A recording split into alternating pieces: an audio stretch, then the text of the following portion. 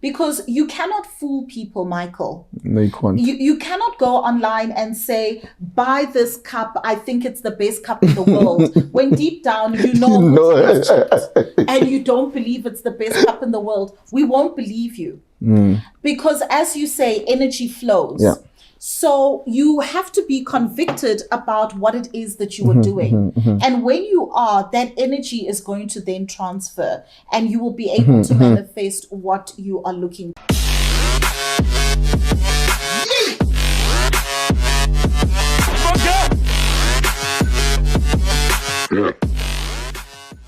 Greetings, amazing people. Welcome to High Performance with me, MT Tabani. We are back, and we are back with more.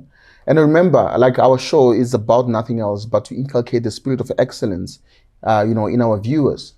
And today, as our main focus has always been inspiration and education, today is going to be more educational and inspirational, but I believe it's going to be more educational than inspirational. That is why, I have my writing pad, because I'm going to be taking some notes, and I would like you to take some notes as well. Because of the person that we have today in studio is an amazing, incredible person that I've met, in the past years, somebody that I've been following, somebody who has done so much work, for the African businesses. The person that I have today is Hetty The Entrepreneur. And then if you are one person who's serious about business, definitely you know who Hetty The Entrepreneur is.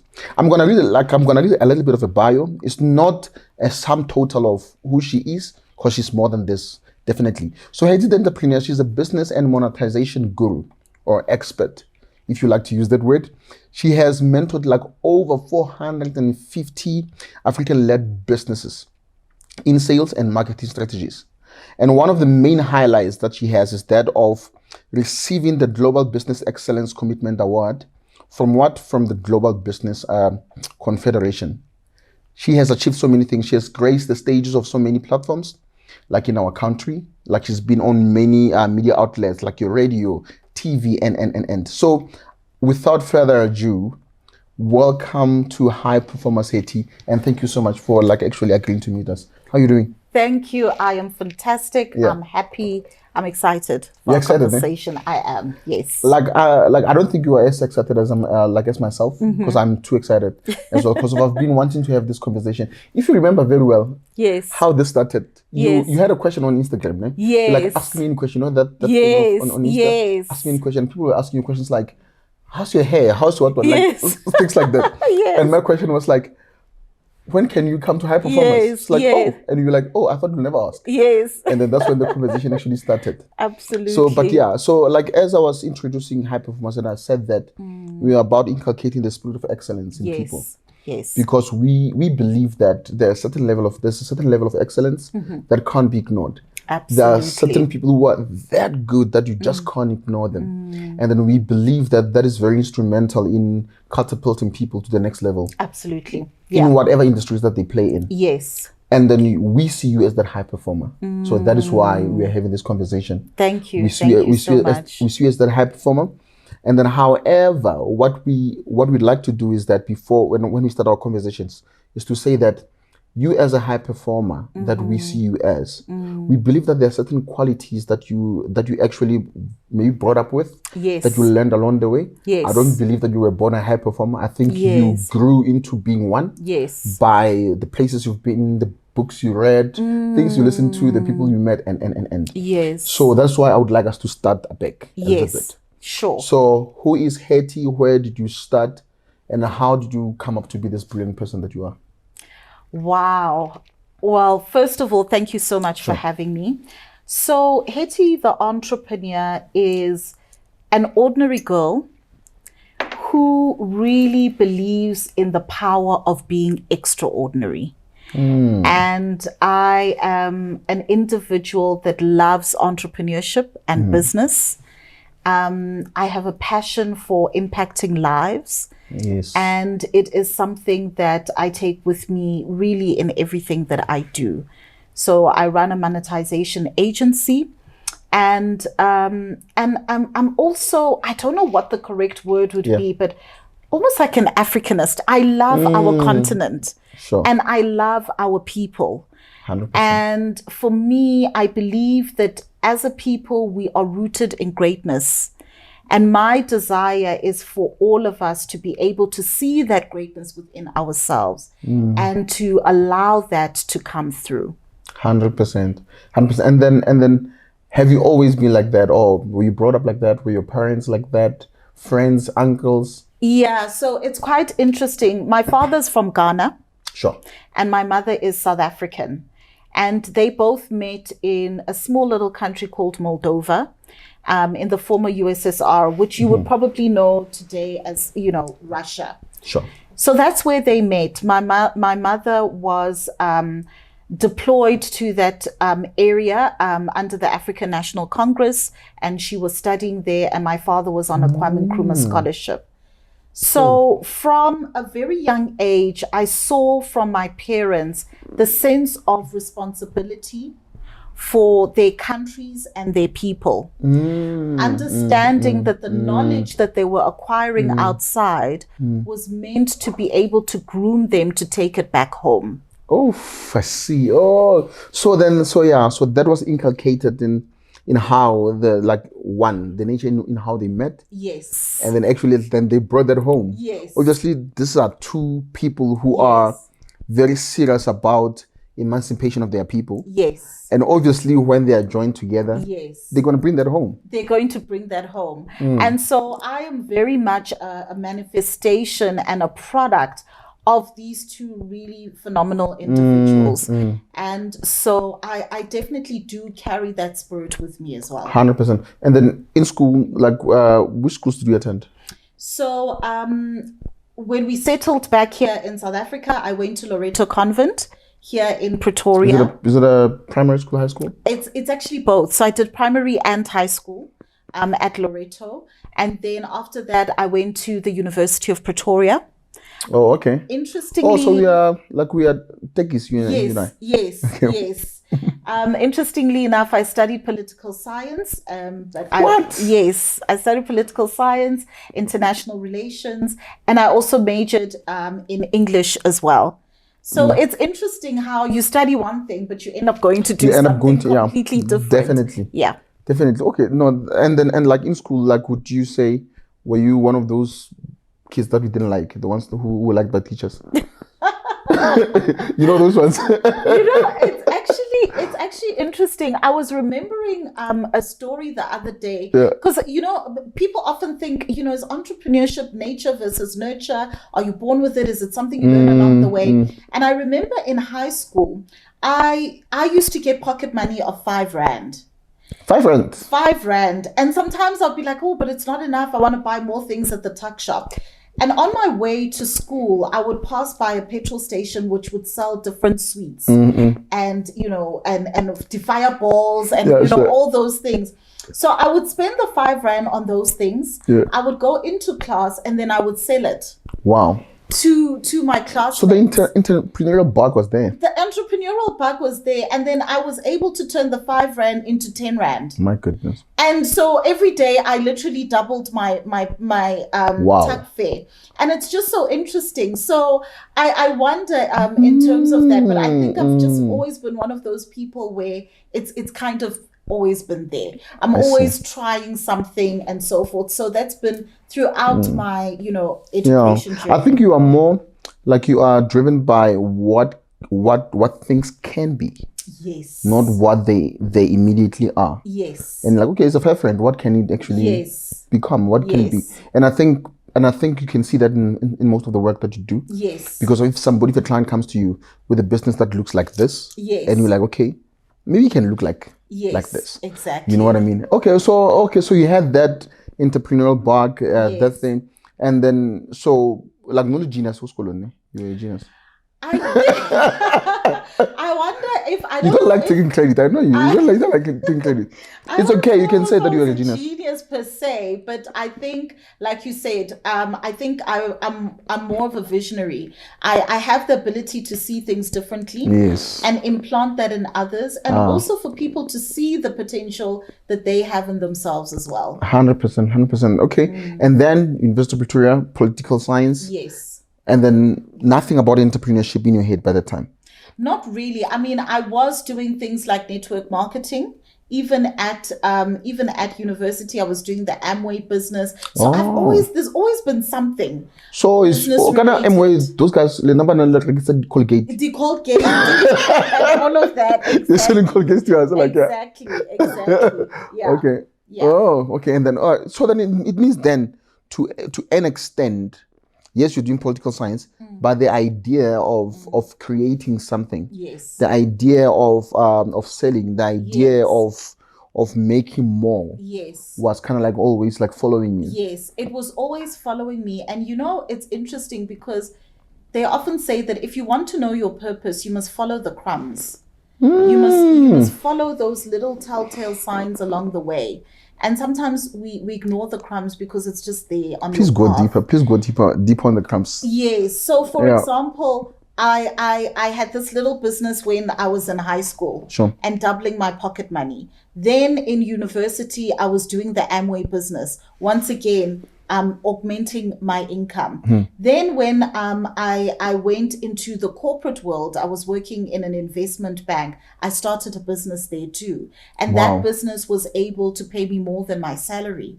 So when I look through that, this was your first job, ne? This was my first job. And I was doing well in that job. And, so I often say to people, even when you're in your career, you treat it like a job. 100%. You treat it like it's a business. Your business is whatever you do that earns you an income. So even if you're in the corporate world and you've got a career, that is still your business. So it's funny because other individuals who were doing similar work to me were earning less than me. Sure. And the reason for that was because I treated my job like a business. So I was like, okay, I'm an editor in this research department. But what if I wanted to earn more and get more bonus? Then I would approach other departments and say, I've looked at your reports. You clearly don't have an editor. I can do this for you. And when bonus time comes, please contribute to my bonus. 100%. Oh, okay. So that's how I was able to double my bonuses whilst I was working. So it's interesting that I treated my job like it was a business. Like it was a business. Yes. So it means even at work, you were entrepreneurial in your approach. Yeah. Exactly. And that is following. So that was the telltale the breadcrumbs you're talking about. Breadcrumbs, following the breadcrumbs. And so through that, all of those breadcrumbs were leading me to where I am today. That's amazing. So often at times people wonder and they ask themselves these big questions of what is my purpose? Why am I here on earth? What am I meant to do?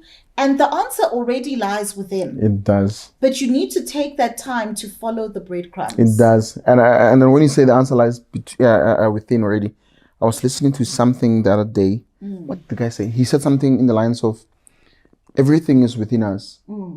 It's only experiences that takes them out. You know what I mean? Like, is the experiences that we go through that brings that out. Absolutely. And that's why I believe that we should not shy away from whatever it is that we are challenged by, so to say, because the more we force ourselves to go, against those challenges, is the more it brings out parts of us that we are not actually aware of, Yes, absolutely. So then, our first job, you're doing your side hustle as well. It started to make more money than your actual job. Did you then quit? Yes. So at that time, I then thought to myself, I'm a very pragmatic person. I didn't want to be one of those people where you leave your job, now you can't pay your medical aid, you can't, you're suffering and all of these things. So you and I the same. Yeah, exactly. I think like that as well. Yeah, and I read a lot of Robert Kiyosaki's books, and in his book, The Cash Flow Quadrant, he said that if you are in a job and you want to transfer into or transition into entrepreneurship, make sure that your business can pay you for at least 1 year. And you're able to keep your lifestyle the same. If your business is able to pay you for a good, solid year comfortably, that's when you can make the transition. So that is what my mission was. Lovely. To ensure that at least for the first year out of corporate, I will have that space and leeway to even make mistakes comfortably. You see, because that's the thing. And so I followed that model. And once that was in place, then I was able to transition. 100%. 100%. And I think I remember even Vosa said something like that. Vosa Tembegwa, he was like, you know, if you don't want to transit and go to business full time, yes, for the sole reason that, you know, you might not make money and whatnot, it's like, don't go to business yet, because those things are going to happen. Yes. You know, yes. you'll have like dry 6 months. Yes, exactly. Whereby no money's coming, you know, business coming in because you're still building up. Yes. Then he said, okay, to cushion that as well, he used like the very same example. Make sure that you have like enough money to sustain you for a period of a year or more. Yes, you absolutely. know, so that you can make those mistakes like freely. Yes. Oh, okay. Yes. And then you didn't transition like immediately like that. Yes. You wanted to build that for yourself. Absolutely. So that it's comfortable for you to make the leap. Exactly. That's okay. It. That's and did you always know what was going to be your business? I honestly did not know. One thing I really That's didn't beautiful. know. I really didn't. But one of the things I realized is I know how to make money, Michael. Sure. I know how to make money. So because I've seen that trail along the way of being able to turn 5 rand into 10, of being able to replace my income. So I've seen those breadcrumbs. So when we started a retail business called P&H Boutique, I didn't have a fashion background. But I'm thinking it's a product like any other product. And my knowledge and talent is to sell something and make money. So we turned that into a viable business. It started from the spare bedroom of our home, and we're able to open 7 retail stores nationwide. My goodness. And 7 retail stores. And that is not because I'm a fashion designer, but because I know how to build businesses and to monetize. Wow. So in following the breadcrumbs, I remember in COVID, I was actually sitting in that room over there and thinking to myself, okay, the retail stores are closed because COVID regulations, it's lockdown. What if I can redo everything? What would I want to do differently? Because in as much as I loved the retail business, I found that weekends I'm working. You know, milestones of loved ones, I'm not there because, you know, retail requires you to be hands-on. Yeah. So if I could rebuild, what would I want to do? And I said, okay, I want to have an online business. I would like to have something that is not seasonal.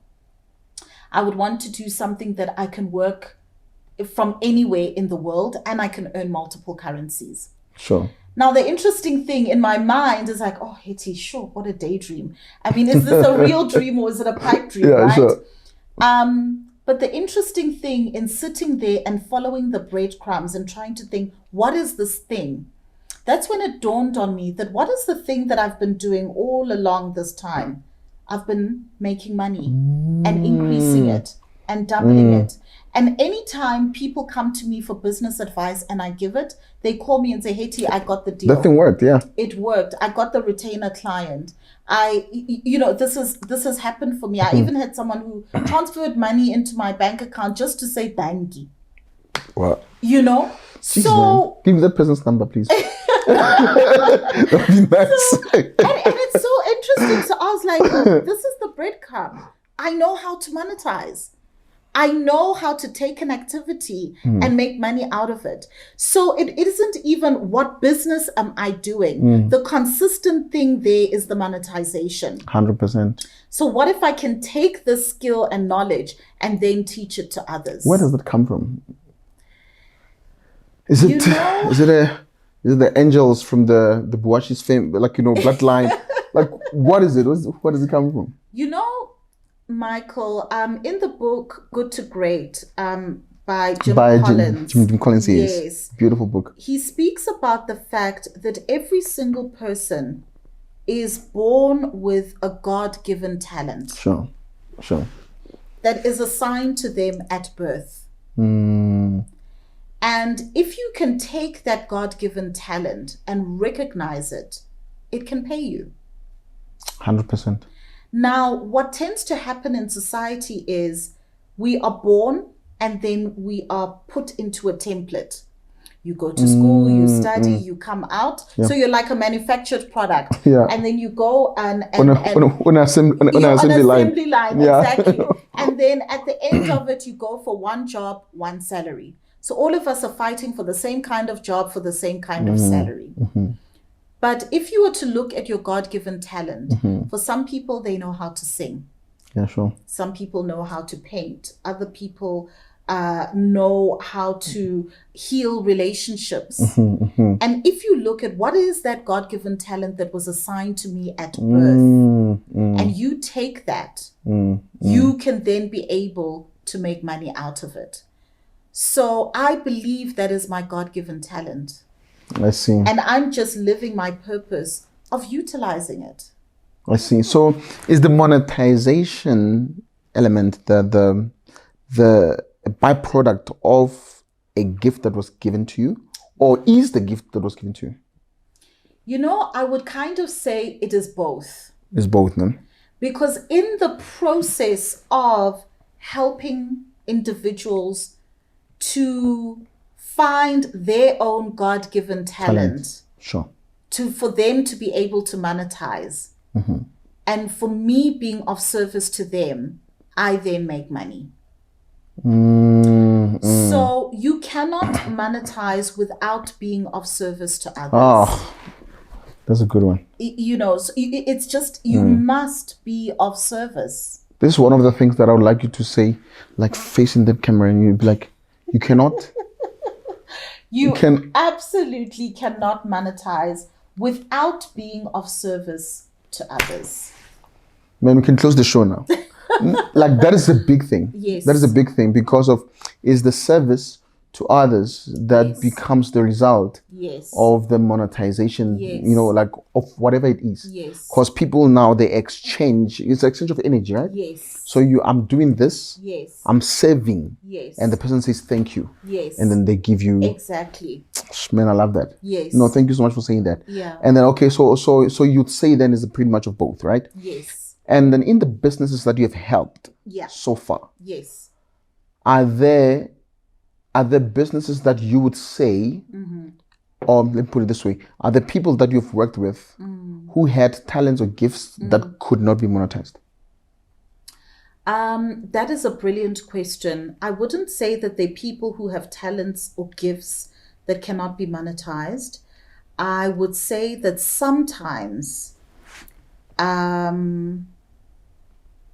we are not at a level at which we are ready to receive monetization. I'm done. No, I'm done with the show. No, like I feel like now you're talking to me. Like now I can ignore the audience and then you talk to me, because I feel like this is for me. Because of one of the things that I've always struggled with was that thing of, I genuinely care about Hetty, like she's struggling because of, like, that's why I call myself the ambassador of hope. My name is Tsepo. Yes. So because of, I believe that I've been given with a gift to give people hope. Yes. When I speak with you, when you are hopeless about whatever it is, I lead you to certain things about you that are within you that will make you feel able to actually get out of any whatever problem you find yourself in. Precisely. Right? And then I'm like, but I'm genuinely helping this person. This person is genuinely hurting, or she's having this problem. Yes. Then if I'm asking money from them, then, you know, I always questioned my ethics and genuinity for helping them. Yes. And then that means I was not ready for, for monetization. Yes. Yes, absolutely. And you see, it's also a two-way street. And that's why I say that, because I can give a person the blueprint. I can give them the strategy, but the execution must come from them. and execution must be rooted in belief.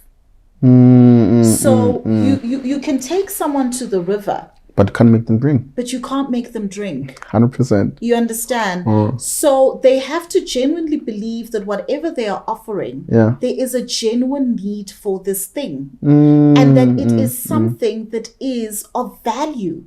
It's like they need it. They know that it's there. And I am the answer to this problem. I've got the solution to a problem that they have. And by virtue of me having the solution, it has value. Thank you for that day. That was something else. Like that was a whole church sermon for the whole long weekend. But thank you so much for that. So because of it comes easier, so then you don't see the actual need, and you didn't work hard to actually be able to do this thing that you actually do. Exactly. Oof. Exactly. And then how would you help someone like that? So first and foremost, in a situation where a person they lack the belief, maybe they've got imposter syndrome or whatever it may be rooted in. Sometimes it's rooted in people's relationship with money. Sure. Because we're all in a relationship with money. That's so true. So if you're in a long distance relationship, it becomes a little bit difficult. And that is why it's not every business that I take. Oh, okay. Sometimes I refer people to a life coach. So you segment the calls. I absolutely do, because I recognize the work that it takes to monetize. It's not a get rich quick scheme. It's not something that happens overnight. There's got to be that commitment to consistency. And so if you have those underlying issues, it's going to become difficult for you to be consistent, because we manifest that which we think of the most. 100%. So if you are convinced that nobody's going to pay for your product, nobody's going to pay for your product. Because of you are actually materializing that. You are materializing it. So they first need to work on that.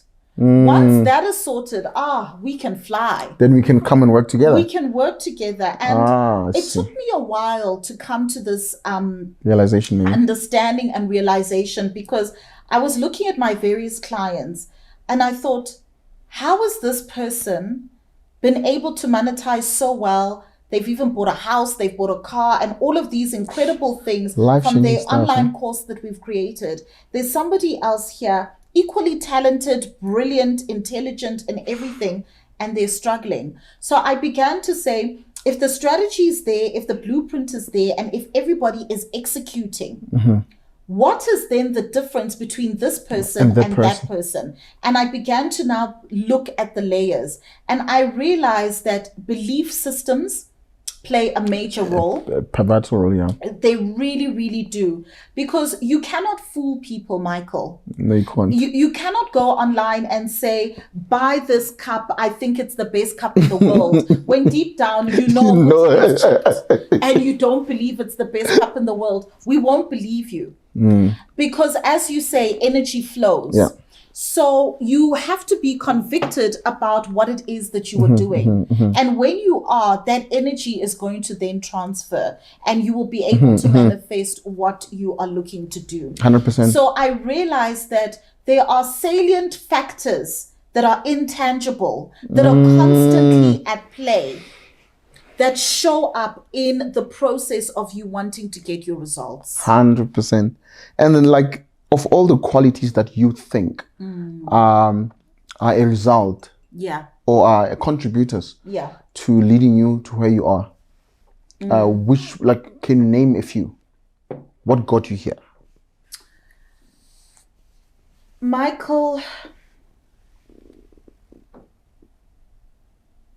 one thing about me, if I decide I am going to do it, I do it.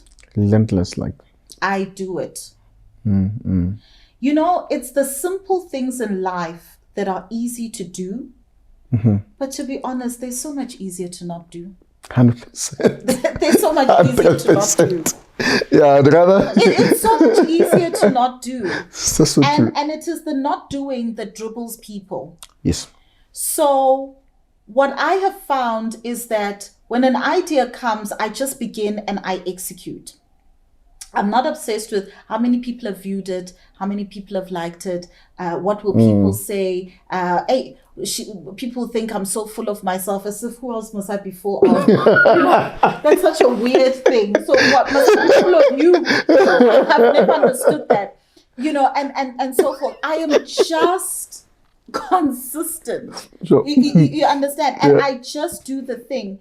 And a year later, when I've got results, then people are now wondering how did I do it, and they are still thinking about that thing that they wanted to do, and they are still pondering a year later. So for me, honestly, I cannot say maybe I'm the most knowledgeable, sometimes a person that isn't even as deserving as you has passed you, because now you're still wondering, yeah. And they have said, I'm going for it. Just do it. So I believe that that ability to make a decision and to execute and say, I'm going to do this thing for a year, and then let's see what happens. I'm not going to focus on what people are saying or what. I'm going to do this thing for a year and see what happens, has literally given me an unfair advantage. Lovely. So the discipline to do what you said you're going to do. That's it. Lovely. So that's one quality. Yes. What other quality would you think? The other quality is I don't even know how to say this in a manner to translate the extent to which I believe this. Sure. I fundamentally believe that every single individual on this earth has greatness within them. Sure. So I believe I am great. Yeah. I believe you are great. Yeah. And our responsibility upon this earth is just to unearth that greatness. So I don't sit and wonder, hey, can I really do this? Do I deserve it? And I believe that I am great. And so I am just moving from one great thing to another. The other. Yeah. And being consistent in that. I truly, truly believe that in whatever space it may be, whether you are a receptionist or you are the president, you can be great in the spaces that you occupy, and you can impact lives there. And that's all that I seek to do in my life. 100%. And what would you say is your dream when you look at our continent? So to say, what do you say is your dream?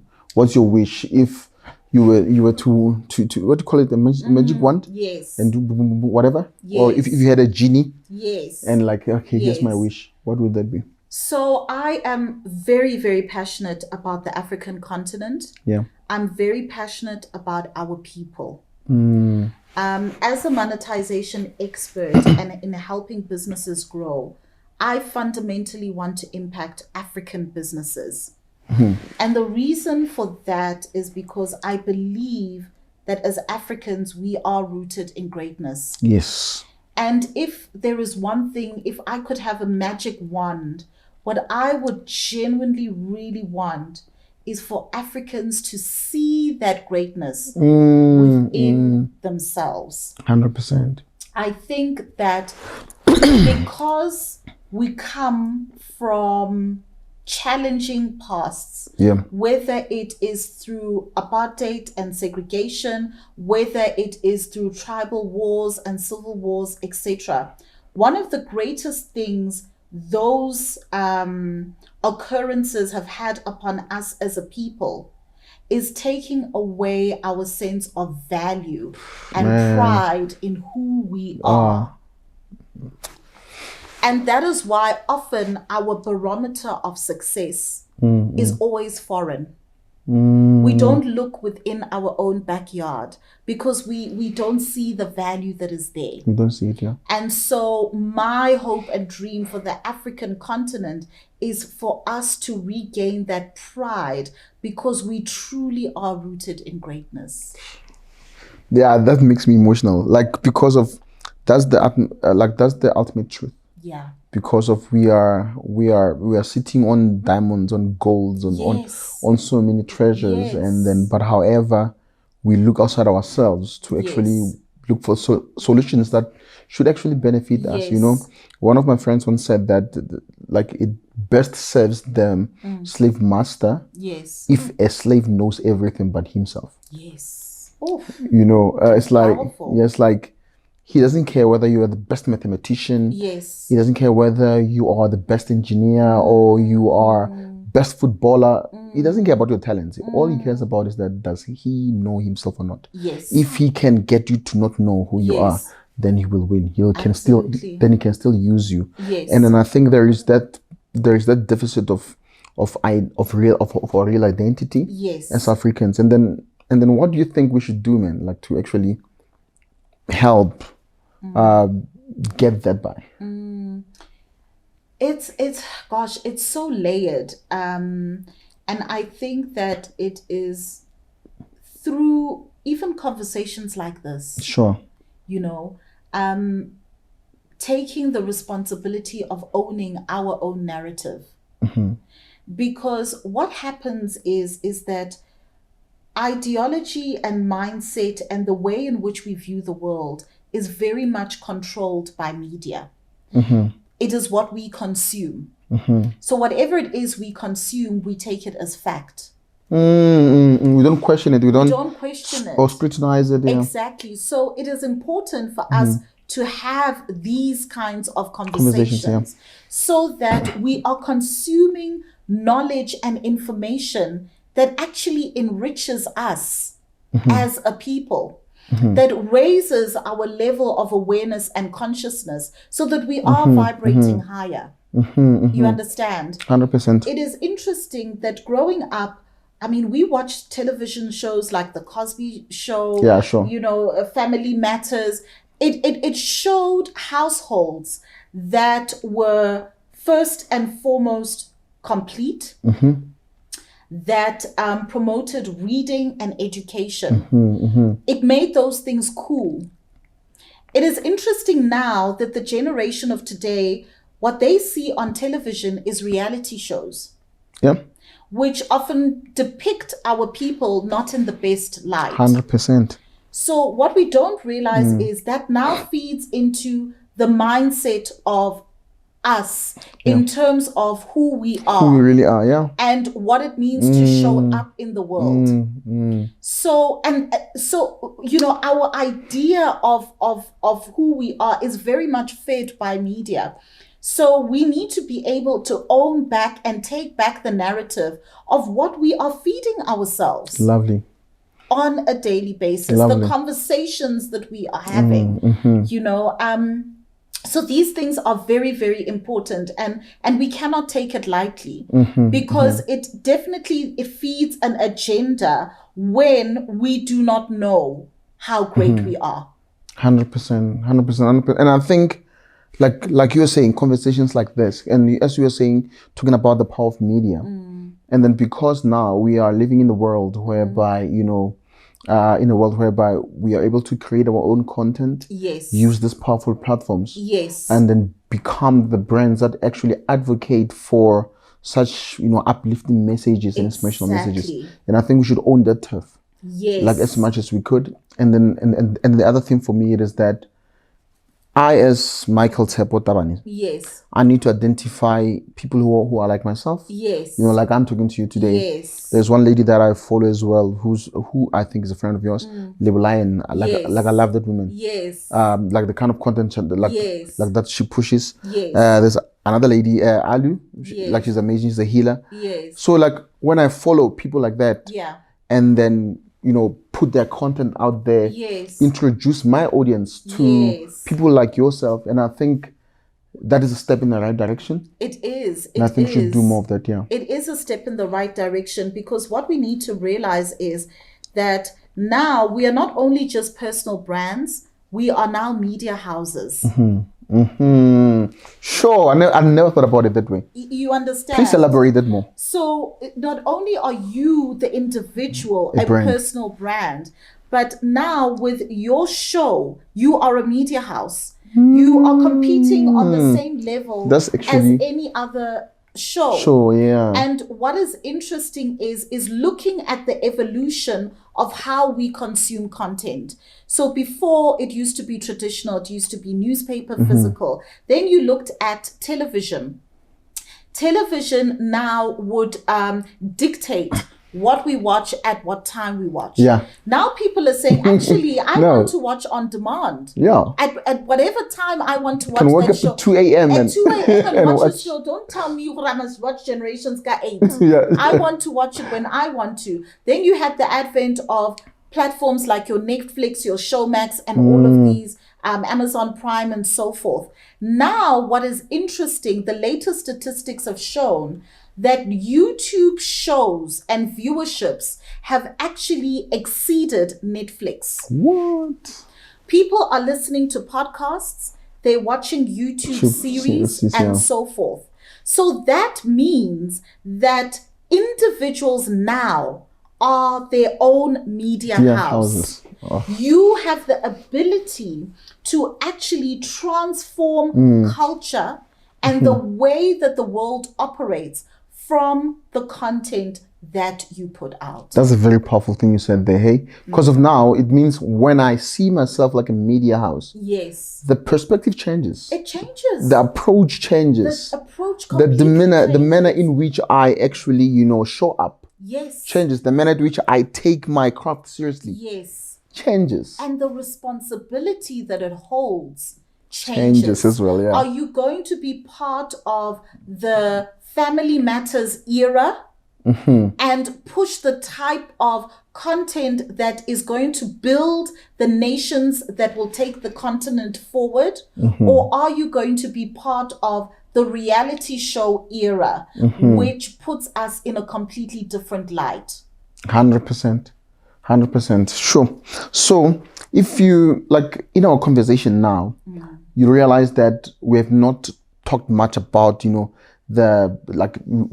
not went deep into the intricacies of your work. Yes. We're just talking mostly about who you are, talking mostly about then what do you see as global problems and NGO, which is around Africa and whatnot. And then that was like kind of like, I was led by the Spirit. Yes. I was led by the Spirit, Yes. Yeah, but the thing is that there are a few things that I would really like us to touch on, like few minutes, relating to your work. Yes. So, and then these are the things that I care about a lot. It is that number one, it is that I have a talent. Like I can speak to people, I can give people hope. Then how do I start? Like when a person has a talent that it is not, does not have a clear path of monetizing it, what is it? What's the first thing that person should do?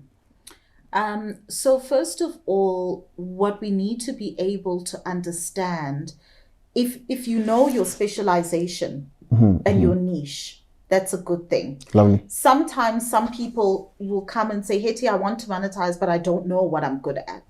Because remember, we haven't been taught. We haven't been taught what we're good at. We so know true. that, you can do maths, go and study, financial mathematics. But we don't know. So those who don't know, I put them through a specialization and a niche program. Lovely. If you do know that I've got this talent, how do I then monetize? I then do the process of identifying what is that thing that is unique to you that we can amplify. Okay. That's this gets interesting. So in my niche. Yes. So say, because of in my niche, like there are a number of things that I do. Obviously there's workshops, there's speaking and. Yes. So you are saying now, what is it about me? Yes. That will actually make me stand out because of there are tons of people who are doing what I do. Precisely. Okay, I see. There are tons of people who are doing facilitation, who are doing workshops, who do speaking engagements. There's so many people who are desperate for speaking engagements. They will, not even charge a rate. So what is the thing that makes you so unique that those people will not even be a consideration and people will pay you your fee because Michael must be the person that speaks? That speaks there. And you work on figuring that one out. We work on that and crafting that. Once we've crafted that, we must also work, like we spoke about, on the belief level of that individual. Because once we hit the ground and we go to market, I need them to show up. I need them to come with the energy that, yes, I am the person I think I am. You understand? Then we work on how do we package this in a manner that helps people to see the greatness of this individual. 100%. And then the thing that stands out, the thing that you think about that stands out, because I want to be clear about it and I would like to help the audience to understand it as well. Yes. It's not always something that is obviously announcing itself, right? Yes. It can sometimes be things like compassion. Yes. It can sometimes, Absolutely. right? It can sometimes be something like there's the level of sincerity. Yes. When you talk, people feel like you are just sincere. Yes. Yes. You know, we might be saying the same thing, Yes. but I might find you less sincere. Yes. But me more sincere. Like it can Yes. be things that are that subtle like that. Yes, it can literally be that subtle. But it gives you a competitive advantage. Edge, yeah. I see. Because people feel as though, I don't know, but there's just something about this Michael that just feels so genuine. Yeah. I'm just drawn to this person. I think they are the person we should work with. I see what you mean. So we figure that one out, and then we work on that, and then Yes. we center your delivery around Exactly. around your superpower, so to say. Around your superpowers, and also the way in which you approach the organizations or clients that you want to work with. Sure. It has to be centered on that uniqueness as well. So, for example, if you know that you are a genuine and sincere person, how do we communicate that? Let's say you are looking for a corporate client. So, one of the things that we did with a client of ours is that we were nurturing a particular relationship with a corporate that she wanted to enter into. And we identified the person within the organization that would help us to be able to get an in. So we nurtured the relationship on LinkedIn and noticed that in the mornings when she goes to work, she likes a particular brand of coffee. So what we did was we got a Starbucks order with her name that was written on it. And just to say, we love the work that you do and so forth. We've been following each other on LinkedIn. And this is just a kudos to say, keep it up. Sure. We're not asking for anything. We've noted something that this person likes and appreciates and so forth, and got it delivered to the office. And just that act alone of depositing into the relationship bank account before requesting to make a withdrawal made the world of a difference. It showed the sincerity and the compassion. So monetization, it's not just about 1 + 1 is 2. Yeah. There are certain hidden qualities. That is it. That actually make the whole thing work. That's it. That's why I say you cannot Google my strategies. Yeah.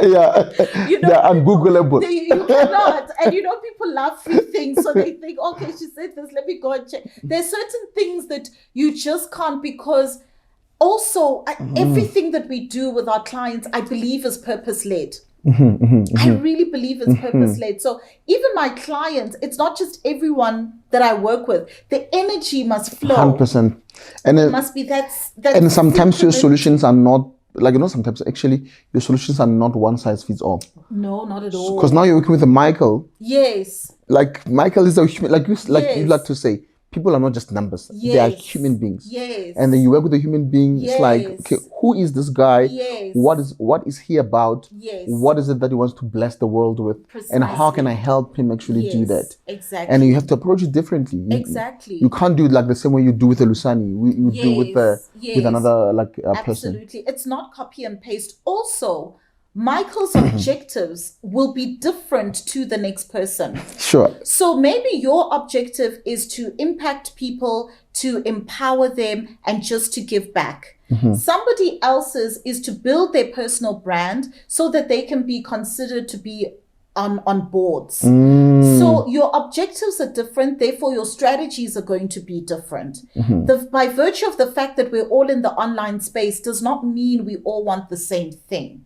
100%, 100%. And then like with the digital space that we find ourselves in today, what I want to find out is that, do you think our print media and then our physical like media outlets, the ones that we used to use as our like advertisement outlets, so to say, do you think they are dying? Like, do you think there's gonna come a time whereby we don't care about those things anymore?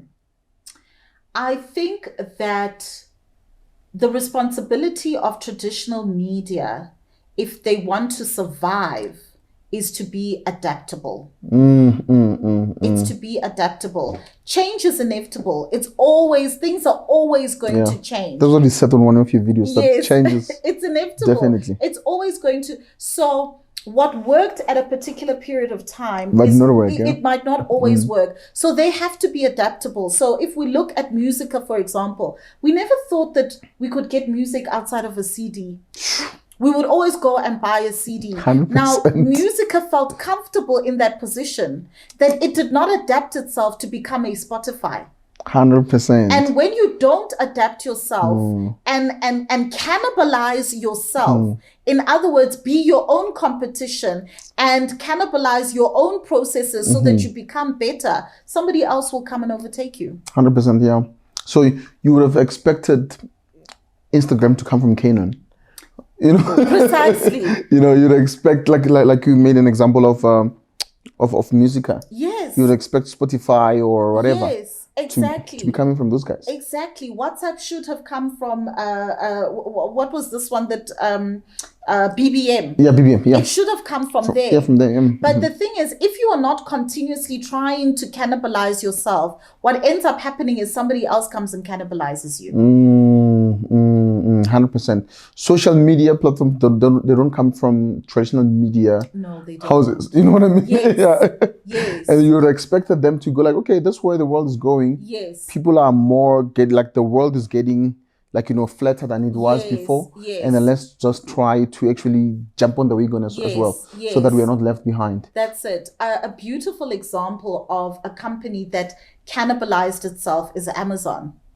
So they did so well, eh? Exactly, because Amazon started as a physical book club. No, Jeff did it like he was like literally, now it's this huge thing. But imagine if it said no, we are a book club. We are not going to do books, do anything else. And paperback, that's it. Precisely, somebody else would have come and cannibalized them. So that constant iteration, we're so obsessed with what our neighbor's doing in competition. You are your own competition. Your competition is being better than you were yesterday, than you were last week, than you were last year, so that you are constantly being your own trailblazer. 100%. Yeah. And then who is actually coaching Hetty? Because okay, maybe let me start there. Do you have somebody who's coaching you? Yes. Even if you don't mention their names, but do you have someone coaching you? Yes. Mentoring you and helping you? Absolutely. You know, I pray that I never grow to a point where I think I do not need mentorship. Love that. That's a good one. The more you grow, the more you need coaching. Barack Obama has 2 coaches. Where now one. Do you understand? The whole president, the whole 2 coaches. Well, not even one. You understand? Yeah. Because there is always something to learn. You know? Sure. And when you are competing within the field, you need someone who's standing on the outside to say, hey, Basop, thing is coming here. Boy, come. Because you don't have eyes behind your head. So a coach has a holistic view of what is happening on the field. 100%. 100%. And they can help you then to be able to score the goals you need to. But if you are there on your own and there's nobody shouting at you from the sidelines, you will even score own goals. 100%. You see. So that is why coaching is important. I'm a strong advocate of that. I've had many mentors along the way and people from different industries so that it helps me to see things from a different perspective. One of my coaches, Ian Furr, he is the founder of the Sorbet Group. So they are, a beauty house. They do the nails and all of that. They've got over 200 branches nationwide and so forth. And one of the things that he mentored me on is customer service. How to treat your customer like a proper human being, with the respect and the dignity that they deserve. Yeah. You understand? So there are so many different lessons to be learned in areas that you wouldn't have thought about, but just by opening ourselves up to learn. The other thing that I really want to mention when it comes to the topic of mentorship is mentorship comes in different forms, Michael. So your High Performers show, this is a form of mentorship right here. Books that you read, so true. the podcasts you listen to, the people you associate with. It is part of you mentoring yourself 100%. in that process. 100%. And I think that is very key, very important, so that people don't just go to consume content for the sake of, yo, it was great. Hey, that guy's powerful. No, you don't want that. You also want to have this with you and be like, okay, cool. What is that I can take from there? And I always say to people, but I thought, oh, I'm so inspired. And then I say, and then. And then what? You're inspired and then. And then. Because inspiration without execution it comes and goes, and you're constantly seeking that high, attending events, taking selfies with the speakers. You have to go and implement in order to see the results in your life. No, 100%. And one of the things, Hetty, that I would say they worry me a little bit, and I'm not sure how to overcome them. It is that thing of I remember you were talking about lockdown. That's when I consumed your content more than ever. Because I remember you were doing lives almost every day. Yes. So then, so I was watching your live, and then I'm watching you. It was myself and other people. I think it was like 13 or 18 of us. There was not many people. Yes. About 18 people. Then I switched on to another live. I'm not going to mention the name. The person was in their car eating apple or something. Yes. Saying nothing. Yes. And like thousands and thousands of people were there. Yes. And then I'm like, this is interesting, because I know that if these people flock this side, they pick up their book. Yes. And then they're like, okay, cool. I don't like the state of my life. The pain of where I am is starting to be greater. Yes. I would love to change situation at home. My mother is struggling. My siblings are struggling. I have kids that I'm taking to school. I have all these things that I'm having in my life.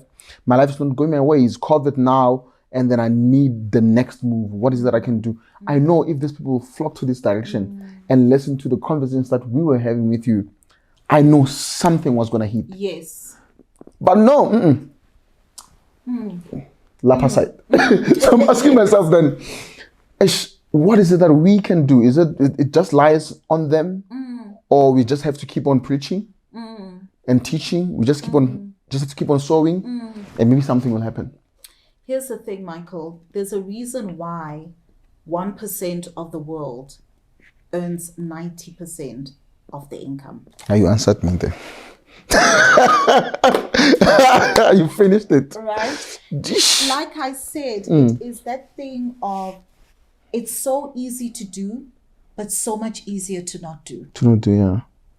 It's so much easier to choose in the daily things that you do every day. Am I going to watch that person Ojang Apula, or am I actually going to sit?